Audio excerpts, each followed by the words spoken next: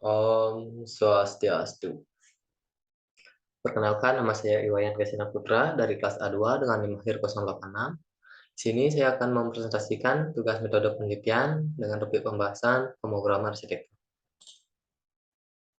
Di sini ada 6 topik pembahasan yang akan saya bahas. Yang pertama ada pengertian, yang kedua ada proses program, yang ketiga ada konsep arsitektur, yang keempat ada teknik presentasi konsep, yang kelima ada penyusunan program luar, dan yang terakhir ada analisis data. Pengertian pemrograman arsitektur.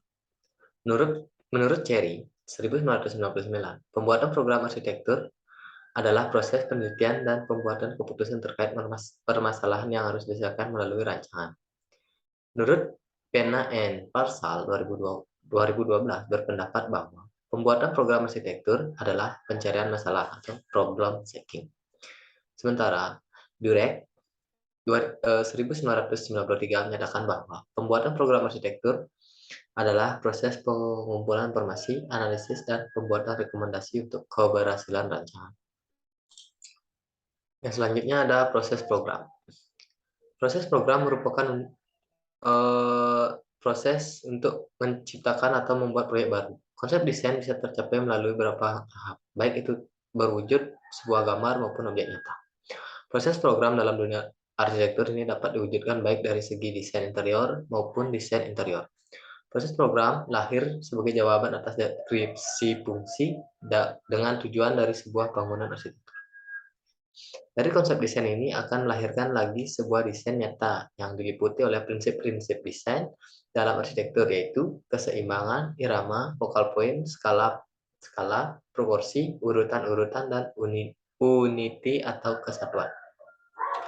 Dalam pemrosesan program ini meliputi identifikasi masalah, konsep, dan skematik desain. Yang pertama ada identifikasi masalah. Identifikasi masalah berkaitan dengan pengumpulan dan peraturan informasi yang diperlukan dalam rancangan. Pada tahap ini diperlukan pengenalan dan pemahaman terhadap bangunan dan klien yang lebih spesifik untuk dapat mengidentifikasi isu utama.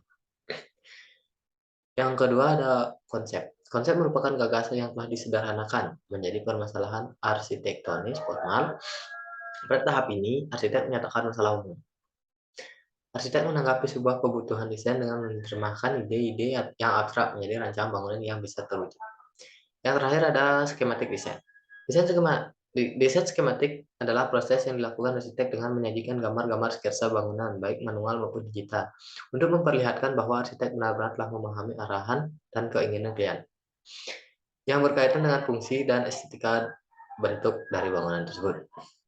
Pada tahap ini, arsitek menyusun pola dan gubahan bentuk arsitektur yang diwujudkan dalam gambar-gambar dengan menampilkan nilai fungsional bangunan yang akan dibuat. Yang ketiga ada konsep arsitektur. Konsep arsitektur adalah gagasan yang memadukan berbagai unsur ke dalam satu kesatuan. Dalam hal ini, suatu konsep mengidentifikasi berbagai aspek persyaratan untuk suatu bangunan yang akan dibangun. Konsep arsitektur dapat dibagi menjadi beberapa jenis, antara lain konsep analogi. Konsep analogi adalah konsep yang paling sering digunakan dalam merumuskan konsep bangunan. Konsep ini mengidentifikasi hubungan sifat khas suatu benda dengan desain. Yang kedua ada konsep metafora. Konsep metafora adalah konsep yang menggunakan ungkapan untuk mengidentifikasi suatu hubungan antara benda tertentu dengan desain. Baik, yang ketiga ada konsep esensi atau hakikat. Hakikat adalah konsep yang menyaring dan memusatkan aspek-aspek persoalan yang rumit menjadi keterangan-keterangan gambling yang bisa lebih ringkas. Pada dasarnya, hakikat adalah konsep yang mengandung pengertian aspek yang paling penting serta intrinsik dalam desain. Yang keempat adalah konsep utopia. Konsep utopia atau cita-cita berkaitan erat dengan pengetahuan serta pengalaman sang arsitek tentang perancangan tertentu yang diperoleh melalui proses pembelajaran dan pengalaman panjang dalam mengerjakan perancangan atau kasus proyek yang berbeda-beda. Yang terakhir atau yang kelima ada konsep pragmatik. Konsep pragmatik adalah konsep yang dikembangkan berkaitan tentang persoalan-persoalan yang pragmatis yang diidentifikasi dari program sebuah bangunan. Konsep ini dikenal sebagai tanggapan langsung dari pemecahan masalah suatu proyek dan perancangannya. Baik, topik selanjutnya ada teknik presentasi. Menurut WM Pena 2021, presentasi konsep dibagi menjadi beberapa teknik, yaitu yang pertama ada menuangkan ide gagasan. Pikirkan apa yang akan dituangkan dengan fokus pada satu hal. Tuangkan dalam gambar, tuliskan dengan sedikit kata-kata, tambahkan warna hanya untuk penekanan. Yang kedua ada gunakan gambar visual. Gunakan diagram, simbol, grafik, dan sketsa dalam penyampaian presentasi. Asumsikan bahwa bentuk visual lebih mudah dipahami. Tandai tiap bagian dengan menambahkan judul. Hindari gambar yang terlalu sederhana dan terlalu spesifik. Gunakan sketsa yang tepat untuk gambar grafis. Yang ketiga, gunakan sedikit kalimat. Label dengan benar, memperkuat gambar dengan kalimat pendek, gunakan kata yang mengandung poin-poinnya saja. Memaksakan kalimat panjang mengakibatkan huruf kecil dan sulit untuk dibaca. Selain itu, informasi penting juga bisa berupa sebuah angka. Yang keempat, buatlah supaya mudah dibaca. Dalam hal ini, kejelasan tulisan menjadi hal yang paling utama. Gunakan huruf yang tinggi, gunakan berbagai pena supaya presentasi menjadi menarik. Penggunaan HP atau slide tidak akan meningkatkan huruf terbaca. Yang terakhir ada persiapan data existing. Mempersiapkan data existing terkait potensi dan kekurangan yang dimiliki merupakan informasi awal yang harus dimiliki saat penyusunan konsep. Data ini sangat penting untuk membantu proses analisis dan sintesis pada sebuah presentasi. Baik, topik pembahasan yang selanjutnya ada penyusunan program ruang. Dalam penyusunan program ruang, diperlukan pemahaman terhadap aspek-aspek bangunan, jenis dan karakter fungsi bangunan. Cara sederhana memahami fungsi dengan mengeksplorisasi pernyataan 5W plus 1H. What, why, who, where, when, dan who. Yang pertama ada kebutuhan dan jenis ruang. Kebutuhan ruang adalah ruangan yang diperlukan dalam setiap kegiatan. Jenis ruang adalah ruang-ruang yang memiliki karakteristik di dalam setiap ruangnya. Yang selanjutnya ada sifat ruang. Sifat ruang merupakan karakteristik yang ada di dalamnya, dinyatakan dalam privat, semi privat, atau publik. Selanjutnya ada organisasi ruang. Organisasi ruang adalah tindakan yang berdasarkan atas proses kegiatan, jenis ruang, kelompok ruang, dan hubungan ruang. Yang selanjutnya ada besaran ruang. Besaran ruang merupakan kebutuhan luas masing-masing ruangan dengan memperhatikan kapasitas ruang, furniture, dan syarat ruang.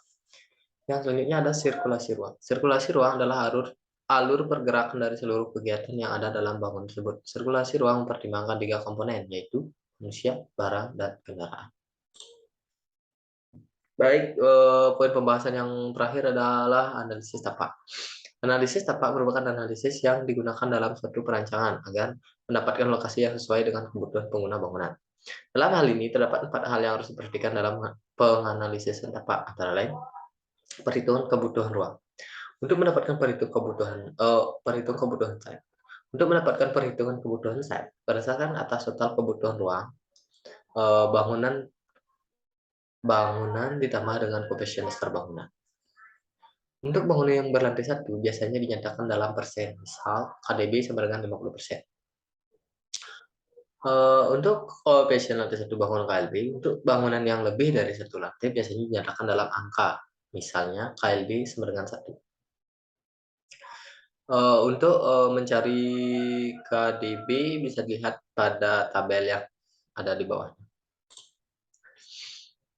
Yang selanjutnya ada penentuan alternatif site.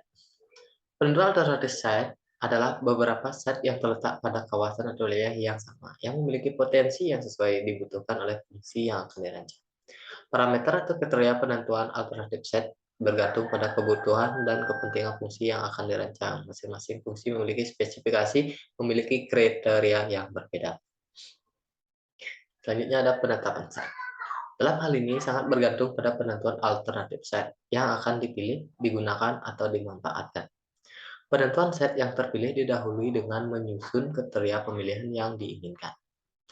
Terakhir ada kondisi existing dan analisa site. Kondisi existing merupakan informasi spesifik terkait dengan keadaan dan keberadaan site terpilih. Pemahaman mendalam atas informasi tentang keberadaan dan site ini merupakan salah satu faktor penentu tercapainya rancangan yang efektif sesuai dengan tujuan perancangan dan efisien yang sesuai dengan kebutuhan. Baik, sekian presentasi dari saya. Bila ada salah kata, saya mohon maaf yang sebesar-besarnya. Saya akhiri dengan peramal Santi. Om Santi Santi Santi Om.